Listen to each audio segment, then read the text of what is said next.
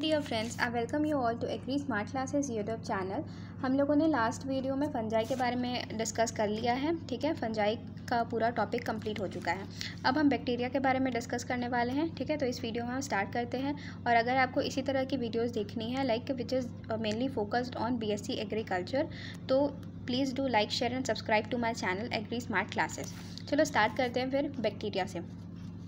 Bacteria क्या होते हैं? बैक्टीरिया जो होता है ना, वो simplest prokaryotic unicellular micro organism होते हैं। बहुत ही सिंपल होते हैं। प्रोकैरियोटिक मतलब इनका जो न्यूक्लियस होगा ना, उसके अराउंड कोई न्यूक्लियर मेम्ब्रेन प्रेजेंट नहीं होगा, इसलिए इनका न्यूक्लियस जो होता है वो थोड़ा स्कैटर्ड होता है। प्रॉपर न्यूक्लियस हमें देखने को नहीं मिलता है, इसीलिए इसको हम बोलते हैं इसमें वेल डिफाइंड न्यूक्लियस प्रेजेंट नहीं होता है। ठीक है, तो बैक्टीरिया क्या हो गया? Simplest prokaryotic unicellular micro organism, जिसका जो केमिकल कंपोजिशन जो होता है DNA, RNA, प्रोटीन प्रेजेंट हो सकता है।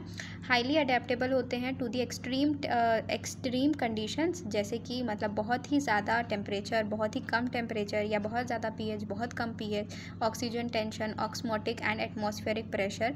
और इसी वजह से, क्योंकि ये एक्सट्रीम कंडीशन में सर्वाइव कर सकते हैं, इसी वजह से ये हर नेचुरल कंडीशंस में हमें देखने को मिल जाते हैं। ठीक है, तो ये हो गया बैक्टीरिया। अब इनके जनरल कैरेक्टर्स क्या? बैक्टीरिया के जनरल कैरेक्टर्स, ये सेकंड मोस्ट इंपॉर्टेंट ऑर्गेनिज्म होते हैं जो कि प्लांट डिजीज़ कॉज करते हैं। सबसे ज़्यादा प्लांट डिजीज़ हमें फंजाई के द्वारा देखने को मिलता है, उसके बाद हमें बैक्टीरिया के से देखने को मिलता है। ठीक है, ये प्रोकैरियोटिक सिंगल सेल्ड होते हैं, एक क्लोरोफिलस होते हैं, डैट मीन्स इनमें क्लोरोफिल प्रेजेंट नहीं होता है। इनका जो बॉडी होता है ना, उसके अराउंड सेल वॉल प्रेजेंट होता है। ठीक है, और न्यूक्लियर मटेरियल जो होता है ना, वो उसके अराउंड कोई मेम्ब्रेन हमें देखने को नहीं मिलती है। जो न्यूक्लियस का है ना, वो कोई प्रॉपर स्ट्रक्चर हमें देखने को नहीं मिलता है। ज़्यादातर बैक्टीरियल स्पीशीज़ जो होते हैं ना, वो सेप्रोफाइट्स होते हैं, डैट मीन्स वो डेड ऑर्गेनिक मैटर, सड़े हुए मैटर पे फीड करते हैं। ठीक है, जो प्लांट पैथोजेनिक बैक्टीरिया होते हैं ना, मतलब जो प्लांट्स पर डिजीजेस कॉज करते हैं, वो कम से कम हमें 200 बैक्टीरियल ऐसे स्पीशीज़, 200 ऐसे बैक्टीरियल स्पीशीज़ होते हैं जो प्लांट में डिजीजेस कॉज करते हैं। जो इनका जो सेल वॉल होता है ना, वो पेप्टिडोग्लाइकन या फिर म्यूरेन का बना होता है, जो कि मेजर कंपोनेंट होता है इनके सेल वॉल का। 90% होता है ग्राम पॉजिटिव बैक्टीरिया में और अप टू 5% होता है ग्राम नेगेटिव बैक्टीरिया में। ये हम आगे देखेंगे कि किस बेसिस पे हम बैक्टीरिया को ग्राम पॉजिटिव और ग्राम नेगेटिव बोलते हैं। कुछ बैक्टीरिया ऐसे होते हैं जिनका जो सेल वॉल होता है ना, वो काफ़ी थिक होता है, तो उसको हम बोलते हैं कैप्सूल। और जिनका जो सेल वॉल होता है बहुत थिन होता है, मतलब पतला होता है, तो उसको हम बोलते हैं स्लाइम। ठीक है, ये अलग अलग शेप्स में भी प्रेजेंट होते हैं, जैसे कि स्फेरिकल हो गया, राउंड शेप का। ठीक है, और या फिर रॉड शेप या फिर कॉमा शेप या फिर स्पाइरल शेप, ये अलग अलग शेप में प्रेजेंट होते हैं। अब हम बैक्टीरियल सेल के स्ट्रक्चर्स को देखेंगे, जिसमें एक्सटर्नल स्ट्रक्चर, एक्सटर्नल मतलब जो सेल के बाहर हमें क्या क्या स्ट्रक्चर देखने को मिल रही है वो।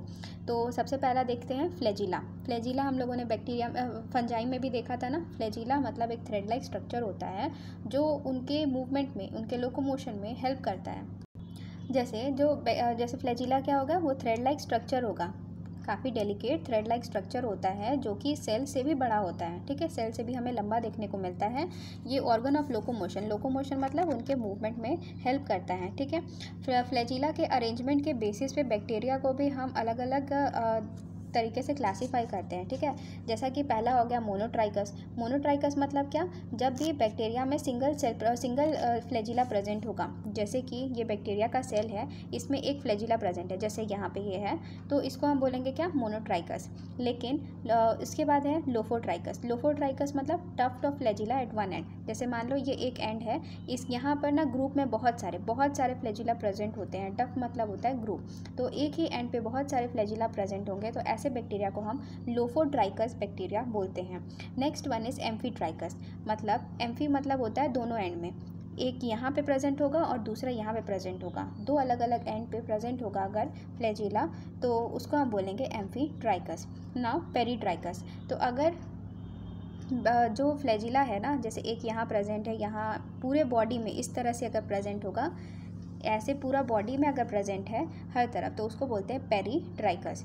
नेक्स्ट वन इज एट्राइकस मतलब ऐसे बैक्टीरिया जिसके अंदर जिसमें फ्लैजिला हमें देखने को नहीं मिलता है, उनको हम बोलते हैं एट्राइकस। ठीक है, तो फ्लैजिला क्या हो गया? जो उनके मूवमेंट में हेल्प करता है, ऑर्गन ऑफ लोकोमोशन। ये थ्रेड लाइक स्ट्रक्चर होता है जो कि सेल पे प्रेजेंट होता है, बैक्टीरियल सेल में प्रेजेंट होता है और उनसे थोड़ा लंबा होता है। ठीक है, इनके अरेंजमेंट के बेसिस पर हम बैक्टीरिया को अलग अलग तरीके से क्लासीफाई करते हैं। मोनोट्राइकस मतलब सिंगल फ्लैजिला प्रेजेंट होगा। लोफोट्राइकस मतलब ग्रुप ऑफ फ्लैजिला होगा एक ही एंड पे।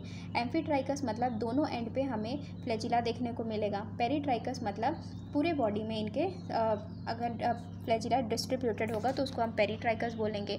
ईट्राइकस मतलब बैक्टीरिया, ऐसा बैक्टीरिया जिसमें फ्लैजिला एब्सेंट हो। नेक्स्ट है पिलाई या फिम्ब्रे। पिलाई या फिम्ब्रे क्या होता है? देखो, कुछ बैक्टीरिया ऐसे होते हैं ना जिनमें small hair like structure present होता है जो कि अलग होता है उससे, फ्लैजिला से अलग होगा। इसको हम पिलाई बोलते हैं और ये फ्लैजिला से थिक होता है। फ्लैजिला से ना थोड़ा छोटा होता है। फ्लैजिला जो है ना वो लंबा होता है ना सेल से, लेकिन पिलाई या फिम्ब्रेन जो होता है ना वो थोड़ा छोटा होता है फ्लैजिला से और थोड़ा मोटा होता है, ठीक है, थिक होता है। ये क्या करता है?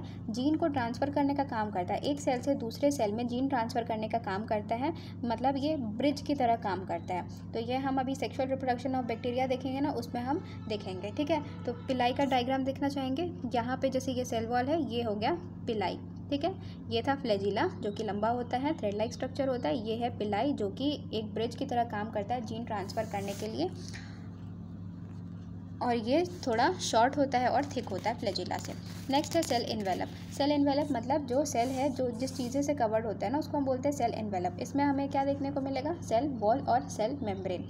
तो सेल वॉल जो होता है ना बैक्टीरिया का, जो ये जो आउटर कवरिंग है ना, इसी को हम बोलते हैं सेल वॉल।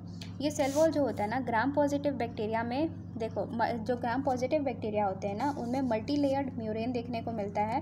म्यूरेन या पेप्टिडोग्लाइकन का जो लेयर होता है ना जिससे बैक्टीरिया का सेल वॉल बना होता है, उसमें मल्टी लेयर मतलब बहुत सारे लेयर देखने मिलेंगे म्यूरेन का, और टेकोइक एसिड प्रेजेंट होता है। लेकिन जो ग्राम नेगेटिव बैक्टीरिया होते हैं ना उनमें सिंगल लेयर प्रेजेंट होगा म्यूरेन या पेप्टिडोग्लाइकन का। सिंगल लेयर ऑफ म्यूरेन या फिर पेप्टिडोग्लाइकन प्रेजेंट होता है ग्राम नेगेटिव बैक्टीरिया में, और टिकोइक एसिड एब्सेंट होता है, ठीक है। ग्राम पॉजिटिव में मल्टी लेयर म्यूरेन प्रेजेंट होगा और टिकोइक एसिड प्रेजेंट होगा। ग्राम नेगेटिव में मोनो लेयर म्यूरेन प्रेजेंट होगा और टिकोइक एसिड एब्सेंट होगा। ये डेड लेयर होता है और सेल को एक मैकेनिकल स्ट्रेंथ प्रोवाइड करने का काम करता है। सेल वॉल के अंदर जितने भी मटेरियल होते हैं ना उनको हम बोलते हैं प्रोटोप्लास्ट, ठीक है। नेक्स्ट है सेल मेम्ब्रेन। सेल मेम्ब्रेन जो होता है ना वो प्रोटेक्ट करता है सेल को ऑस्मोटिक प्रेशर से और सेल का शेप और साइज़ मेंटेन करने में हेल्प करता है, ठीक है। ये सेल मेम्ब्रेन का फंक्शन हो गया। नेक्स्ट इज इंटरनल स्ट्रक्चर, मतलब सेल मेम्ब्रेन के अंदर जितनी भी चीज़ें प्रेजेंट होती है ना that is called as internal structure. उसके अंदर क्या क्या प्रेजेंट हो सकता है? डीएनए प्रेजेंट हो गया, ठीक है। उसके बाद मीजोजोम्स हो गया। मीजोजोम्स क्या होते हैं? एनर्जी के प्रोडक्शन में हेल्प करते हैं, सेल को रेस्पायर करने में हेल्प करते हैं। बैक्टीरिया सेल में ये प्रेजेंट होता है, ठीक है। नेक्स्ट है प्लाज्मिड। प्लाज्मिड क्या होता है? Extra chromosomal circular double stranded DNA, ठीक है, जो कि जिनमें सेल्फ रेप्लिकेशन की कैपेसिटी होती है, उनको हम बोलते हैं प्लाज्मिड। नेक्स्ट है साइटोप्लाज्म। साइटोप्लाज्म प्रेजेंट होगा, राइबोसोम्स होंगे। किस टाइप का राइबोसोम प्रेजेंट होगा? तो 70S राइबोसोम प्रेजेंट होता है बैक्टीरिया में, और ये जो है प्रोटीन के सिंथेसिस में हेल्प करते हैं। उसके बाद गैस वैक्यूल्स प्रेजेंट होते हैं। गैस वैक्यूल्स क्या होते हैं? ये बैक्टीरिया को ना फ्लोट करने की एबिलिटी, मतलब इनमें बुयांसी प्रोवाइड करते हैं जो कि बैक्टीरिया को ना फ्लोट करने में हेल्प करता है, ठीक है। इनको हम बोलते हैं गैस वैक्यूल्स। उसके बाद स्टोरेज ग्रैनुअल्स जो कि रिजर्व करते हैं या स्टोर करते हैं एनर्जी को, ठीक है। ये हो गया internal structure of bacteria. Now basic method of reproduction in bacteria. Bacteria में हमें बेसिक क्या कौन से मेथड्स ऑफ रिप्रोडक्शन देखने को मिलते हैं? तो पहला हो गया एसेक्सुअल रिप्रोडक्शन, जिसमें सबसे पहले हमें बाइनरी फिजन देखने को मिलता है। बाइनरी फिजन से ही ज़्यादातर बैक्टीरिया जो है रिप्रोड्यूस करते हैं। जैसे फंजाई में हम लोगों ने देखा था ना फिजन, वैसे ही सेम ऐसा बैक्टीरिया में भी होता है। इसमें क्या कर होगा कि पहले जो सिंगल बैक्टीरियल सेल होते हैं ना, सिंगल बैक्टीरियल सेल ये इलोंगेट होंगे, ठीक है, और इसके अंदर जितने भी मटेरियल प्रेजेंट होते हैं वो डुप्लीकेट होंगे और अलग अलग पोल्स पे मूव करेंगे, ठीक है। दोनों का एक एक कॉपी एक एक पोल में मूव करते जाएगा और यहाँ पर एक सेप्टा का फॉर्मेशन होगा, और जैसे ही ये सेप्टा का फॉर्मेशन कंप्लीट हो जाएगा एक पेरेंट सेल जो है वो दो डॉटर सेल में डिवाइड हो जाएगा। इसको हम बोलते हैं बाइनरी फिजन। ये बहुत ही रैपिड प्रोसेस होता है और मिनटों में कंप्लीट हो जाता है, ठीक है। नेक्स्ट इज फ्रेगमेंटेशन या फिर कोनिडिया का फॉर्मेशन। कुछ ऐसे बैक्टीरिया जो होते हैं ना वो फिलामेंटस होते हैं, मतलब वो ऐसे ये जैसे देखने को मिल रहा है ना, इसको हम बोलते हैं फिलामेंट, थ्रेड लाइक स्ट्रक्चर, ठीक है। तो कुछ ऐसे बैक्टीरिया जो होते हैं ना वो फिलामेंट शेप के होते हैं। तो उनमें क्या होता है कि उनका जो एपेक्स वाला पोर्शन होता है ना, टॉप वाला पोर्शन, वहाँ पे हमें फ्रेगमेंटेशन मतलब छोटे छोटे टुकड़ों में टूट जाते हैं और कोनिडिया का फॉर्मेशन करते हैं, ठीक है। और जिस भी ब्रांच पे यहाँ पे कोनिडिया बनता है ना उसको हम बोलते हैं कोनिडियोफोर। और इस तरह के एसेक्सुअल रिप्रोडक्शन को हम बोलते हैं फ्रेगमेंटेशन। फ्रेगमेंटेशन मतलब क्या हो गया, जो बैक्टीरिया होगा वो छोटे छोटे टुकड़ों में टूट जाएगा और वो कोनिडिया का फॉर्मेशन करेगा, दैट इज़ फ्रेगमेंटेशन, ठीक है, या फिर कोनिडिया का formation. Next is budding. Budding क्या होता है, जो बैक्टीरियल सेल होगा ना सबसे पहले क्या आएगा, एक छोटा सा बर्ड निकालेगा, ठीक है। बैक्टीरियल सेल है वो छोटा सा एक बर्ड निकालेगा बाहर, उसके बाद वो जो बर्ड है वो थोड़ा बड़ा होने लगेगा साइज़ में, और पेरेंट सेल के अंदर जो कंटेंट होगा ना वो कुछ कंटेंट वो बर्ड में चला जाएगा। उसके बाद ये बर्ड का जो बेस होगा ना वहाँ पे कॉन्स्ट्रिक्शन बनेगा जिससे कि वो दोनों डिवाइड हो जाएं, ठीक है। या तो ये हो सकता है कि कुछ कंडीशन में डिवाइड हो जाते हैं और कुछ कंडीशन में ऐसा होता है कि ये चेन लाइक स्ट्रक्चर बनाते हैं, मतलब ये पेरेंट सेल से डिवाइड ना होकर के वो जो नया बर्ड बना उसमें भी कैपेबिलिटी होती है कि और न्यू बर्ड का फॉर्मेशन कर सके, तो वो और नए नए बर्ड्स बनाते जाता है। तो इसी को हम बोलते हैं ये चेन्स में बनता है। Budding produces chains of cells, okay. तो ये था बडिंग। बडिंग में क्या होगा, पेरेंट सेल जो है वो छोटे छोटे बर्ड्स निकालता है और उसमें कंटेंट मूव करता है और फिर वो या हो सकता है डिवाइड कर जाए, और ना डिवाइड नहीं करेगा तो चेन्स ऑफ सेल्स बनाता है। Next is cyst. तो देखो, जब भी कंडीशंस ना फेवरेबल नहीं होती है तो जो मदर सेल होगा ना वो उसके अराउंड एक एडिशनल लेयर बन जाता है, मतलब जैसे कि मदर सेल है उसके अराउंड एक एडिशनल लेयर बन जाएगा, तो उसको हम बोलते हैं सिस्ट। और जैसे ही कंडीशंस वापस से फेवरेबल होती हैं वो वापस से उनमें एक्ससिस्टेशन का प्रोसेस होता है, मतलब वो जो सिस्ट होता है ना वो ब्रेक डाउन हो जाएगा और उसके बाद वो नॉर्मल सेल की तरह बिहेव करेगा और उसमें से न्यू बैक्टीरियम जो है वो जर्मिनेट कर सकते हैं, ठीक है। तो ये हो गया सिस्ट। सिस्ट में क्या होगा, मदर सेल के अराउंड एडिशनल लेयर बन जाएगा अनफेवरेबल कंडीशन के टाइम, और वो रेस्टिंग स्ट्रक्चर बन जाएगा अनफेवरेबल कंडीशन में। और जैसे ही कंडीशंस फेवरेबल होंगी इनमें एक्ससिस्टेशन का प्रोसेस होगा, मतलब ये जो सिस्ट हैं वो ब्रेक डाउन हो जाएंगे और न्यू बैक्टीरियम को जर्मिनेट करेंगे। सिस्ट का प्राइमरी जॉब क्या होता है, मेन इंपॉर्टेंट इसका फंक्शन क्या होता है कि प्रोटेक्ट करना बैक्टीरियल सेल को फ्रॉम दी हार्मफुल या environmental changes. Next is endospore. Endospore क्या होता है, जब भी बैक्टीरिया के लिए स्ट्रेसफुल कंडीशन प्रेजेंट होगा ना, जो बैक्टीरिया है उसके लिए कंडीशंस अभी बहुत ही स्ट्रेसफुल है, उसमें उनको सर्वाइव करने में प्रॉब्लम होगी, जैसे कि स्टारवेशन की कंडीशन होगी, फूड नहीं मिल रहा है, तो उस कंडीशन पे क्या होता है कि जो बैक्टीरिया होता है ना वो स्ट्रेसफुल कंडीशन के टाइम पे क्या करेगा कि जो क्रोमोजोम रहेगा ना, क्रोमोजोम के अराउंड थोड़ा सा प्रोटोप्लास्ट का जो लेयर रहेगा ना वो आ जाएगा, वहाँ पे कॉन्सेंट्रेट हो जाएगा, और उसके बाद वहाँ पे एक हार्ड लेयर बनने लगेगा, मतलब आउटर कोट उसमें डेवलप होने लगेगा, ठीक है। वो एक अलग सा आउटर कोट वहाँ पे बनाते जाएगा। देखो, स्ट्रेसफुल कंडीशन है, इस कंडीशन पे क्या करेगा, बैक्टीरिया जो रहेगा वो उसमें जो क्रोमोजोम प्रेजेंट है, ठीक है, उसमें क्रोमोजोम के पास में जो प्रोटोप्लाज्म रहता है ना वो वहाँ पे जाके कॉन्सेंट्रेट हो जाएगा, और उसके बाद उसके अराउंड एक आउटर लेयर बनने लगता है। और ये जो आउटर लेयर बनेगा ना ये जो बहुत ही रेजिस्टेंट होता है, ठीक है, बहुत ही हार्ड और रेजिस्टेंट होता है, और इसी को हम बोलते हैं एंडोस्पोर। और उसके बाद ये एक सेल जैसा बन गया। अब ये हार्ड है, बहुत रेजिस्टेंट है, अनफेवरेबल कंडीशन से इसको कोई फ़र्क नहीं पड़ेगा, और उसके बाद ये जो बाकी का जो पार्ट रहेगा ना वो डीजनरेट हो जाएगा, ठीक है। ये जो होता है बाकी का पार्ट डीजनरेट हो जाता है, और उसके बाद जैसे ही ये जो बनता है ना आउटर लेयर जिससे कवर्ड हो जाएगा, ये जो बनेगा ना इसको हम बोलते हैं एंडोस्पोर। एंडो मतलब होता है अंदर, बैक्टीरिया के सेल के अंदर हमें स्पोर बन रहा है, उसको हम बोलेंगे एंडोस्पोर। और जैसे ही इसको फेवरेबल कंडीशन मिलेगा ना ये न्यू बैक्टीरिया को जर्मिनेट कर सकता है, तो इसको हम बोलते हैं एंडोस्पोर। एंडोस्पोर कब बनेगा, स्ट्रेसफुल कंडीशन पे, जब उसको फूड नहीं मिल पा रहा है तो इस कंडीशन पे एंडोस्पोर बनता है, ठीक है। तो हम लोगों ने पहले देखा रिप्रोडक्शन बाय एसेक्सुअल प्रोसेस या एसेक्सुअल मेथड, ठीक है। अब हम देखेंगे रिकॉम्बिनेशन या फिर सेक्सुअल लाइक प्रोसेस। ये एक्चुअल में सेक्सुअल प्रोसेस नहीं होता या सेक्सुअल मेथड ऑफ रिप्रोडक्शन नहीं होता, इसको हम सेक्सुअल लाइक प्रोसेस बोलते हैं। ये हमें समझ में आएगा जब हम इनको डिटेल में स्टडी करेंगे, या इसको हम रिकॉम्बिनेशन भी बोलते हैं, बैक्टीरियल रिकॉम्बिनेशन। तो सबसे पहला टाइप है इसमें कॉन्जुगेशन। कॉन्जुगेशन को किसने डिस्कवर किया था या किसने सबसे पहली बार ऑब्जर्व किया था, लेडरबर्ग एंड टेटम ने इसको एस्चेरिचिया कोलाई में इसको डिस्कवर किया था, ठीक है। Conjugation occurs when two compatible bacteria come into contact, जब दो कंपैटिबल बैक्टीरिया कांटेक्ट में आते हैं और उनका क्रोमोसोमल या फिर नॉन क्रोमोसोमल जेनेटिक मटेरियल जो रहता है एक का दूसरे में ट्रांसफ़र होता है through a conjugal zygote formation and breakage and reunion, इसको हम बोलते हैं कॉन्जुगेशन। अब इसको हम लोग थोड़ा सा समझते हैं तब ये डेफिनेशन हमें समझ में आएगा। जैसे कि हमारे पास एक बैक्टीरियल सेल है जिसके पास क्रोमोसोम तो प्रेजेंट है और साथ में प्लाज्मिड भी प्रेजेंट है। जो बैक्टीरिया का जो मेन क्रोमोसोम होता है ना, उसमें वो जीन प्रेजेंट होती है जो उनके सर्वाइवल के लिए इंपॉर्टेंट होती है या फिर लाइफ साइकिल को कंप्लीट करने के लिए इंपॉर्टेंट होती है। उसके बाद उसके पास एक प्लाज्मिड भी प्रेजेंट होता है। प्लाज्मिड क्या होता है? सर्कुलर एक्स्ट्रा क्रोमोसोमल डीएनए होता है, ठीक है, जिसमें कि जो एडिशनल जीन्स है ना वो प्रेजेंट होती है। जो प्लाज्मिड होता है उसमें एडिशनल जीन्स प्रेजेंट होती है। जैसे कि मान लो कोई रेजिस्टेंस के लिए कोई जीन है, वो किस में प्रेजेंट होगा? तो वो प्लाज्मिड में प्रेजेंट होता है।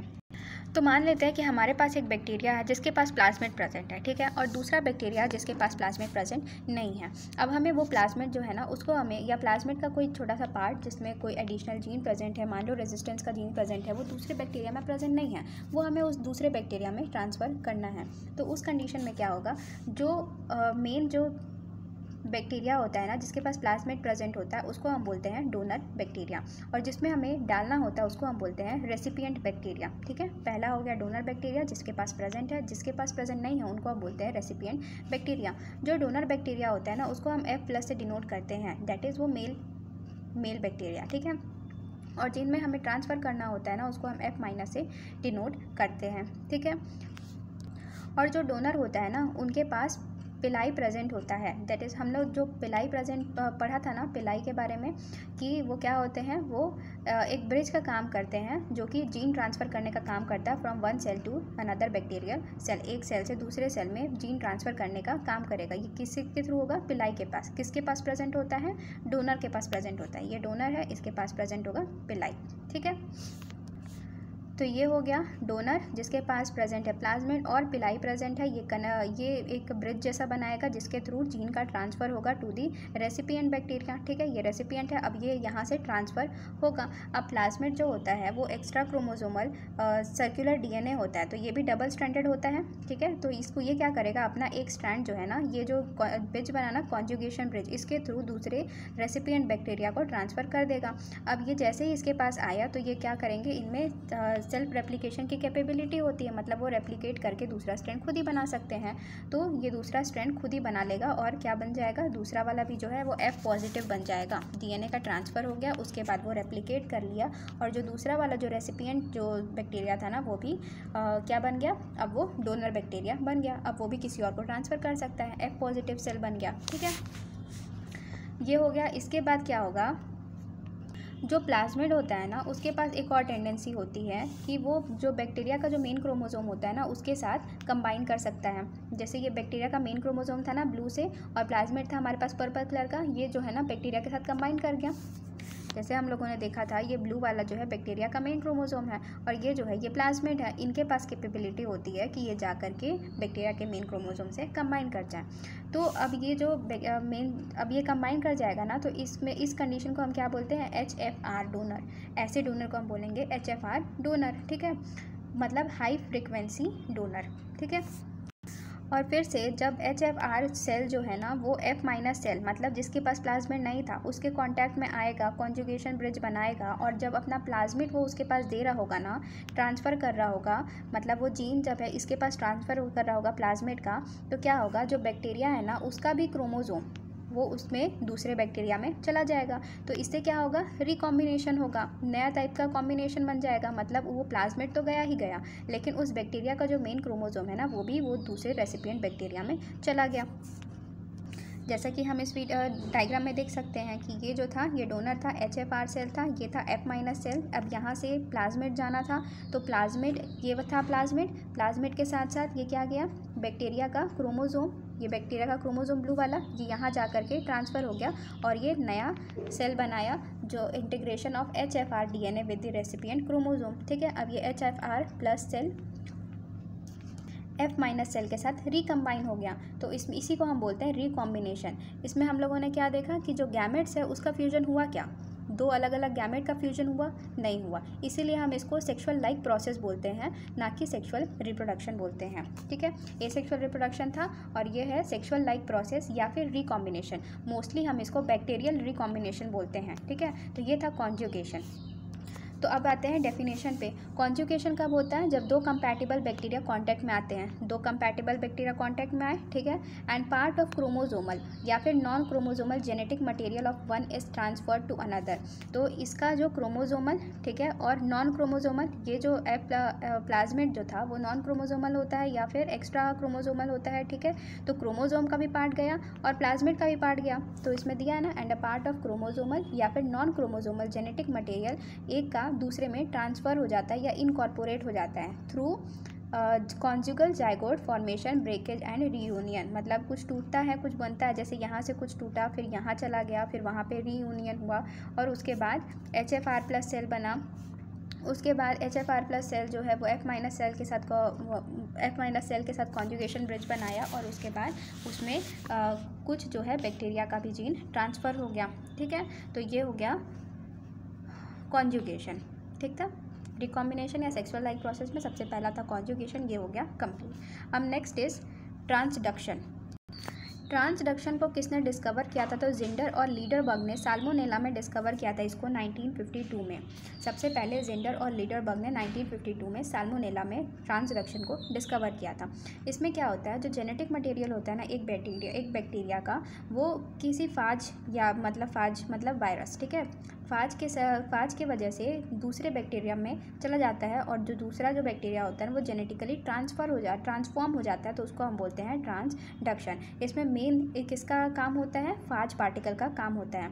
फाज मतलब जैसे बैक्टीरियोफाज हो गया, जो ऐसा वायरस जो कि बैक्टीरिया पे अटैक करता है ना, उसको हम बोलते हैं बैक्टीरियोफाज। ठीक है, देखो जैसे जो वायरस होते हैं ना, उनके पास सेल्फ रेप्लिकेशन की कैपेबिलिटी होती है क्या जब वो अकेले प्रेजेंट हो? नहीं होती है। वायरस के बारे में हम और डिटेल में आगे पढ़ेंगे, पर अभी इन जनरल ये जान लो कि जो वायरस होता है ना, उसको रेप्लिकेट करने के लिए, अपनी कॉपीज़ बनाने के लिए किसी लिविंग सेल की ज़रूरत होती है। ठीक है, अपनी कॉपीज़ बनाने के लिए उन्हें लिविंग सेल की ज़रूरत होती है। तो बैक्टीरियोफेज जो हो गया, उसमें क्या होता है, एक बाहर जो ये जो कोट है ना, उसको हम बोलते हैं प्रोटीन कोट, और उसके अंदर जो प्रेजेंट होता है वो होता है न्यूक्लिक एसिड। ठीक है, उसके अंदर क्या प्रेजेंट होगा? Nucleic acid. अब उसको उसकी कॉपीज़ बनानी है, तो वो क्या करेगा, एक बैक्टीरिया है ना, उसके पास जाएगा। अब वो बैक्टीरिया के पास जाएगा और अपना न्यूक्लिक एसिड उसके अंदर चला जाएगा। अब वो अपने न्यूक्लिक एसिड की कॉपीज़ बनाने के लिए जो बैक्टीरिया का जो मेन जो DNA होगा या क्रोमोजोम होगा ना, उसको ब्रेक करेगा। ठीक है, जो क्रोमोजोम है उसको ब्रेक करेगा, उससे जो एनर्जी मिलेगा ना, उससे वो अपना प्रोटीन कोड बना लेगा। ठीक है, ये जो है ना इसका बाहर वाला कोड, इसको हम बोलेंगे प्रोटीन कोड। इससे जो एनर्जी मिला ब्रेक करने के बाद, उससे अपना प्रोटीन कोड बना लिया। और जब बैक्टीरिया है ना अपना रेप्लिकेशन करेगा, तो उससे जो ये वायरस है ना, उसका जो न्यूक्लिक एसिड होगा ना, वो भी मल्टीप्लाई हो जाएगा। ठीक है, उससे मल्टीप्लिकेशन हो जाएगा और उसके बाद ये वापस से अपना असेंबल करेगा सारा चीज़, मतलब प्रोटीन कोड के अंदर अपना न्यूक्लिक एसिड जो पैक करेगा, तो वो क्या करेगा, जो बैक्टीरिया का जो क्रोमोजोम था ना, वो भी उसके साथ मूव कर जाएगा। ये ब्लू वाला जो था, पर्पल वाला, ये किसका था? फाज का था, वायरस का था। और ये जो रेड वाला है वो किसका है? बैक्टीरिया का है। तो ये देखो जब पैक हो रहा है, तो ये क्या हो रहा है, जो बैक्टीरिया है ना उसका भी क्रोमोजोम या फिर DNA अपने साथ लेकर के जा रहा है। तो ऐसे में जब ये जाएगा और ये वापस से फिर नया साइकिल रिपीट होगा, जो दूसरे बैक्टीरिया के पास जाएगा, तो ये वापस से क्या करेगा, नया रिकॉम्बिनेंट DNA बनाएगा। अब जब भी ये बैक्टीरियोफाज जो है जो दूसरे बैक्टीरिया पे जाएगा, तो उनका जो DNA तो रहेगा ही, बैक्टीरिया का जो दूसरे बैक्टीरिया के पास जो गया था उसका भी DNA लेके आएगा, फाज का भी DNA लेकर के आएगा, जिसके वजह से जो बैक्टीरिया है उसका जो DNA है वो रिकम्बाइन होते जाएगा बार बार। तो इसको हम बोलते हैं ट्रांसडक्शन। जब भी जेनेटिक मटेरियल जो है एक बैक्टीरिया का वो कैरी करता है कैरी होता है बाय इट्स फाज या वायरस टू अनदर बैक्टीरियम, मतलब किसी भी एक बैक्टीरिया का जेनेटिक मटेरियल फाज मतलब वायरस जो कैरी करेगा दूसरे बैक्टीरियम के पास, और जो दूसरा बैक्टीरिया होगा वो जेनेटिकली ट्रांसफॉर्म हो जाएगा, तो ऐसे केस को हम बोलते हैं ट्रांसडक्शन। ये किसने डिस्कवर किया था? जिंडर एंड लीडरबर्ग ने साल्मोनेला में। नेक्स्ट है ट्रांसफॉर्मेशन। इसको सबसे पहली बार ऑब्जर्व किया था ग्रिफिथ ने 1928 में। देखो ट्रांसफॉर्मेशन में क्या होगा ना कि जैसे कोई बैक्टीरिया है उसको हम लोगों ने कल्चर किया और वो रप्चर होकर के अपना जो जेनेटिक मटेरियल है उसको वहाँ पे सिक्रीट करता है या रिलीज़ करता है, ठीक है। तो दूसरा बैक्टीरिया जो आता है वो उसको एब्जॉर्ब कर लेता है, ठीक है। उसको एब्जॉर्ब करके अपना जो जेनेटिक ट्रांसफॉर्मेशन कर लेगा तो उसको हम बोलते हैं ट्रांसफॉर्मेशन। ये कब होता है? It is occurs when bacterium is genetically transform bye absorption. इसमें एब्जॉर्प्शन होगा जेनेटिक मटेरियल का by another compatible bacterium secreted by or released in a culture during the rupture and its incorporation into the genome of the former। और ये इसका जो पहला जो bacteria होगा उसके जीनोम में वो इनकॉर्पोरेट कर लेता है एब्जॉर्ब करके, तो उसको हम बोलते हैं ट्रांसफॉर्मेशन, ठीक है। ट्रांसफॉर्मेशन को किसने डिस्कवर किया था? ग्रिफिथ ने। इसमें क्या होगा कि जैसे कोई कल्चर है, ठीक है, उसमें हम लोगों ने बैक्टीरिया को कल्चर किया था, ठीक है, किसी मीडिया में। अब वो बैक्टीरिया जो है रप्चर करके अपना जो जेनेटिक मटेरियल है उसको रिलीज़ करेगा। अब वो जेनेटिक मटेरियल रिलीज़ करेगा और कोई दूसरा बैक्टीरिया आ करके उसको जेनेटिक मटेरियल को एब्जॉर्ब करके अपना जेनेटिक ट्रांसफॉर्मेशन कर लेता है। तो इस किस केस में हमें क्या बोलते हैं? इसको ट्रांसफॉर्मेशन बोलते हैं। तो यहाँ पे कंप्लीट हो गया है बैक्टीरियल रिकॉम्बिनेशन या फिर sexual life process in bacteria, ठीक है। तो यहाँ पे हमें बैक्टीरिया का टॉपिक कंप्लीट हो गया। तो छोटा सा रिकैप ले लेते हैं इस वीडियो। बैक्टीरिया क्या होते हैं? Simplest prokaryotic unicellular micro organism होते हैं जिनका केमिकल कंपोजिशन डीएनए, आरएनए और प्रोटीन का बना होता है। ये हाईली अडेप्टेबल होते हैं, किसी भी एनवायरनमेंट को अडाप्ट कर सकते हैं क्योंकि इनके पास कैपेबिलिटी होती है कि बहुत ही एक्सट्रीम्स में सर्वाइव कर सकते हैं। मतलब कोई भी चीज़ बहुत ज़्यादा हो या बहुत कम हो वो इसमें भी सर्वाइव कर सकते हैं, like temperature, pH, oxygen, tension, osmotic and atmospheric pressure, ठीक है। और इसी इनकी स्पेशलिटी की वजह से ये हर एक नेचुरल कंडीशन में पाए जाते हैं। जनरल कैरेक्टर्स में क्या हो गया? बैक्टीरिया जो है सेकंड मोस्ट इंपॉर्टेंट ऑर्गेनिज्म है विच कॉजेज प्लांट डिजीजेस। मतलब सबसे ज़्यादा फंजाई डिजीज़ कॉज करते हैं, उसके बाद बैक्टीरिया कॉज करते हैं। ये प्रोकैरियोटिक होते हैं, इनमें एक क्लोरोफिलस ऑर्गेनिज्म होते हैं और इनका जो बॉडी होता है वो सराउंडेड होता है विद दी सेल वॉल, और इनका जो न्यूक्लियर मटेरियल होता है ना उसके अराउंड कोई मेम्ब्रेन प्रेजेंट नहीं होता और इसीलिए हम इनको प्रोकैरियोटिक बोलते हैं। ज़्यादातर बैक्टीरियल स्पीशीज़ जो होते हैं वो डेड डिकेइंग ऑर्गेनिक मैटर पे सर्वाइव करते हैं, इसलिए इनको सेप्रोफाइट्स भी हम बोलते हैं।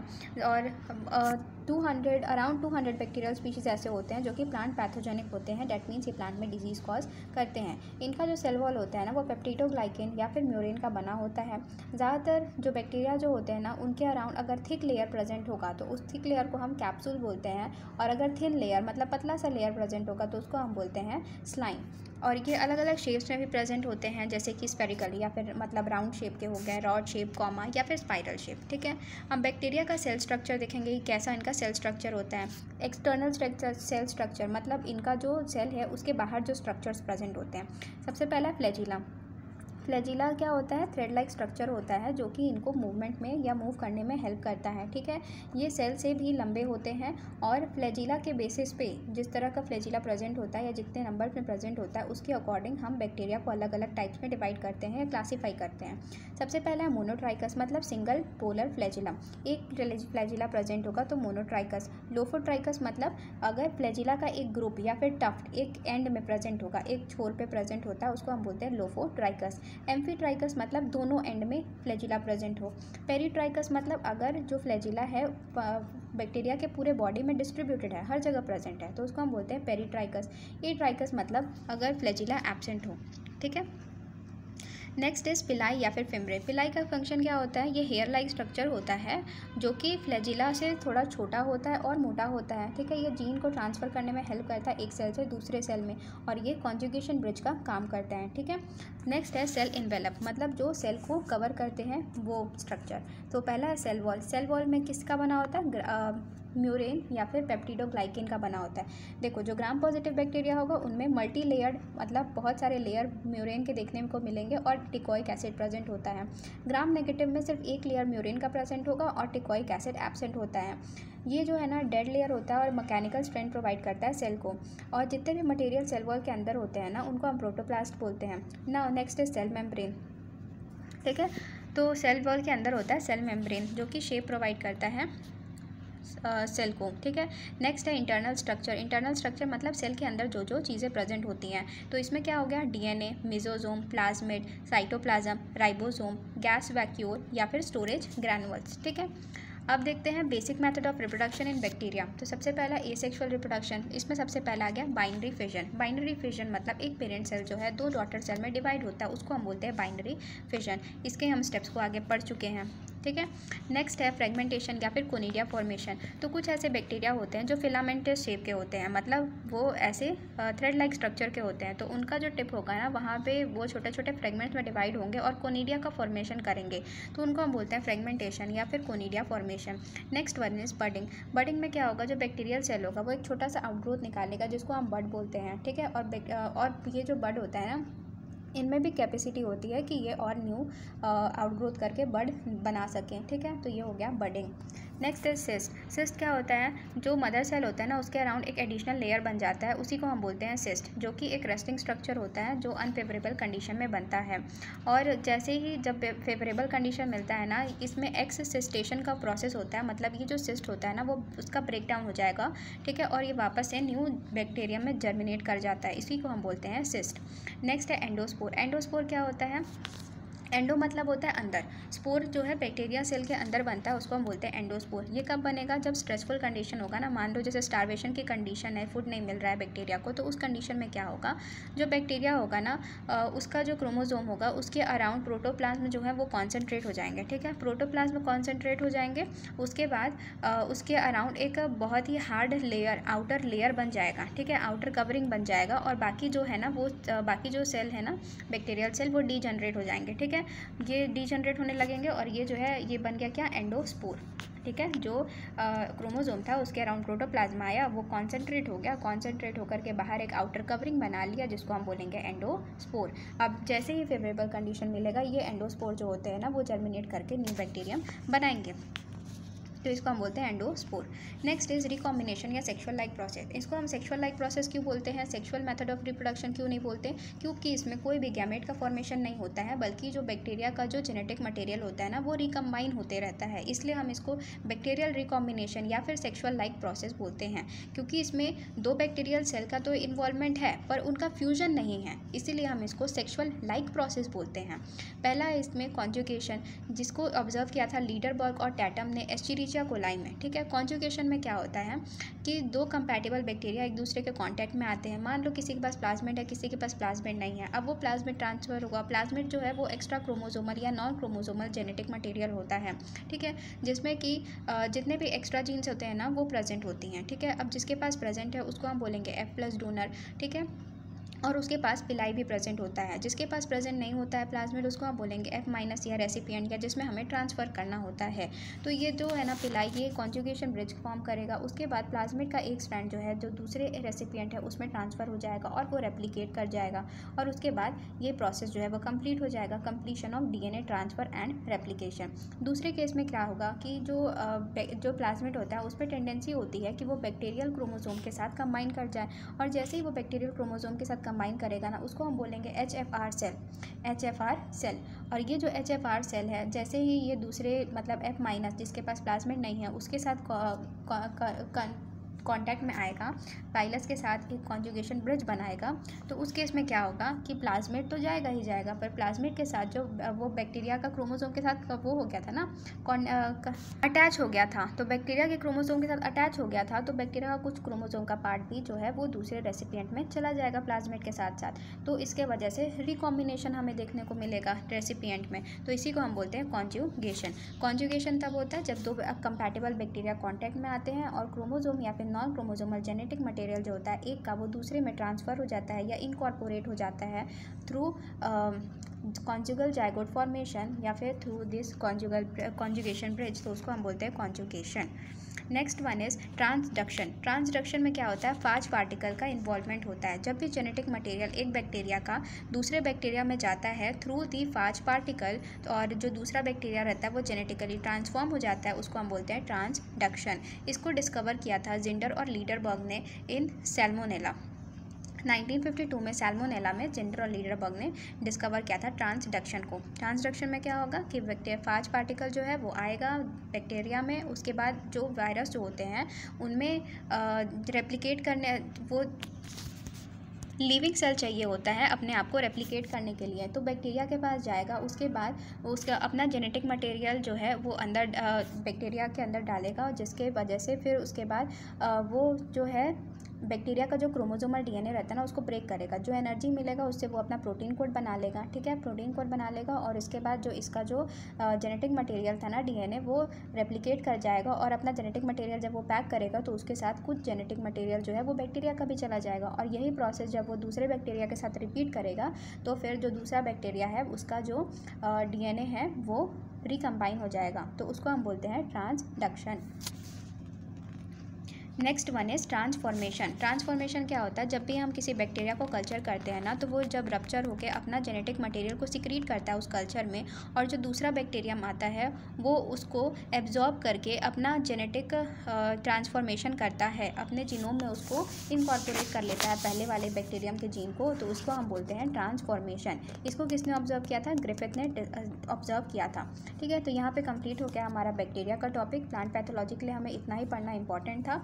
इसके बाद अगर आपको कोई भी डाउट हो ना तो आप कमेंट सेक्शन में पूछ सकते हैं, और अगर आपको वीडियो अच्छी लगे और ऐसी ही तरह की वीडियोस देखनी हो तो please do like, share and subscribe to my channel. तो मिलते हैं हम नेक्स्ट वीडियो में with the molecules topic. Thank you for watching.